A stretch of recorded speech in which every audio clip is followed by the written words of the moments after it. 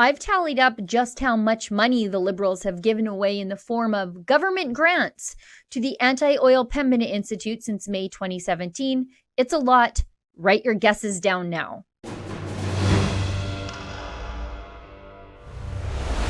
Yesterday, I told you about how the Liberals tried to lie and hide the fact that they have given $183,000 in work contracts to the anti-oil Pembina Institute since 2017. The Liberals noted in their first attempt to lie that they had given grants to the Pembina Institute, just not contracts for work. That wasn't true, of course, because we can see online on the government procurement website that the Liberals gave them $183,000 in contracts. But it did pique my interest in the amount of grant money that had been given away to Pembina. I really wanted to know just how much money we as Canadians are giving to the Rockefeller Foundation's Canadian Point Men on the tar sands campaign to landlock Canadian oil and gas and, I guess, Canadian jobs. We know through Vivian Krause's research that Pembina has received over $8 million in foreign funding from American foundations to keep Canadian oil and gas in the ground. Now, wouldn't you just love to know how much of your money that Pembina has been given by the Liberals? It's going to anger you. Let's start here on the government grants website. Pembina Institute, $200,000 granted on May 31st, 2017 by Natural Resources Canada. And then the Liberals don't even bother to note what on earth they're giving Pembina Institute this money to do. Here's the next one. Pembina Institute, $15,000 granted July 19th, 2018. The money was given to them by Natural Resources Canada again. So the federal government to promote Notley's climate leadership plan. We've got the same people now by another name. The Pembina Institute for Appropriate Development. Here they're getting $375,000 March 29th, 2019 from the Western Economic Diversification Agency to establish the Business Renewables Center. Now, a little over 2 weeks earlier, the Pembina Institute for Appropriate Development got $100,000 on March 11th from Environment and Climate Change Canada to engage Alberta Economic Development agencies on climate action. Conveniently, this grant was given just prior to the kickoff of the Alberta provincial election campaign. Here's one more huge grant from the feds to Pembina in that same 4-week time frame in 2019. Pembina Institute for Appropriate Development. $120,000 was granted April 1st, 2019 from Crown Indigenous Relations and Northern Affairs Canada for God only knows what. The description says it's not a project. That's a lot of money given in the 4 weeks of the Alberta election campaign, roughly $600,000 in cash from the federal government to the Pembina Institute to basically push Notley's agenda as she faced re-election. Thank God it did not work. This one is from after Notley lost election.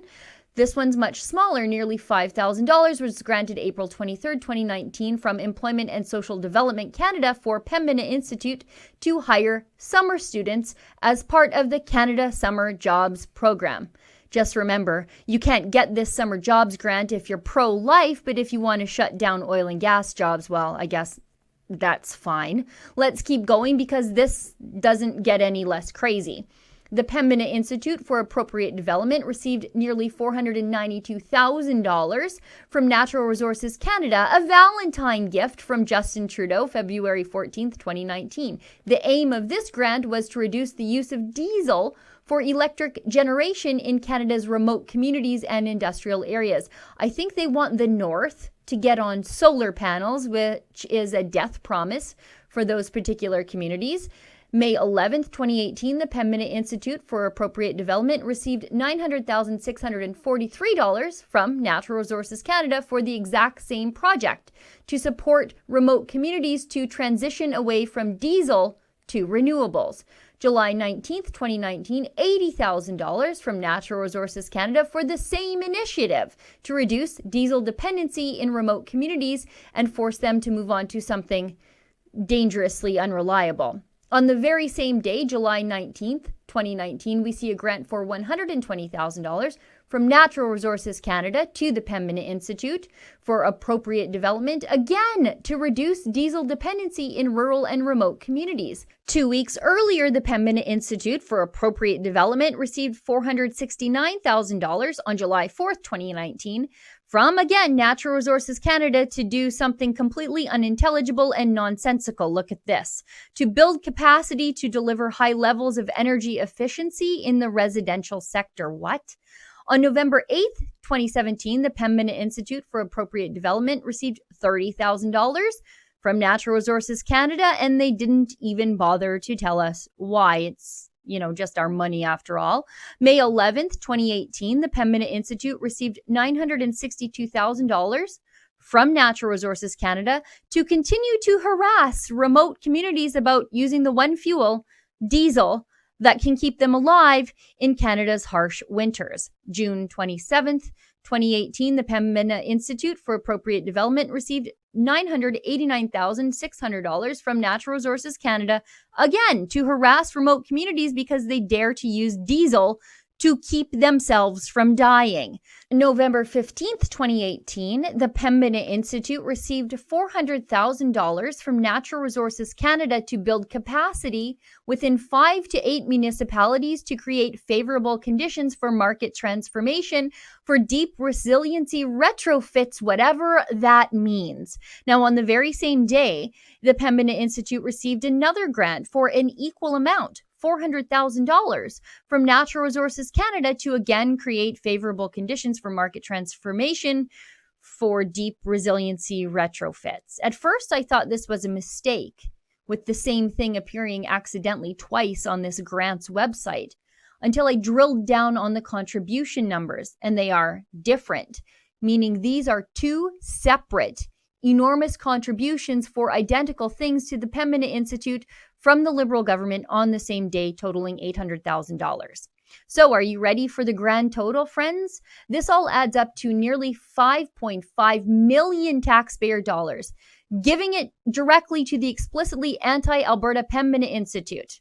The federal government has done this since 2017. For context, in all of the Harper years, I was able to find 2 grants to the Pembina Institute, one in 2008 for $40,000 and another in 2011 for $136,000. 1 penny is too much, but this is about $5.3 million more that the Liberals have dished out in just 2 years. I think it's pretty safe to say that the Pembina Institute has become an arm of the federal government under Justin Trudeau. And I think it's also pretty safe to say that when the Pembina Institute does anti-oil, anti-Alberta things, they're doing it with the explicit approval of their paymasters in the federal government.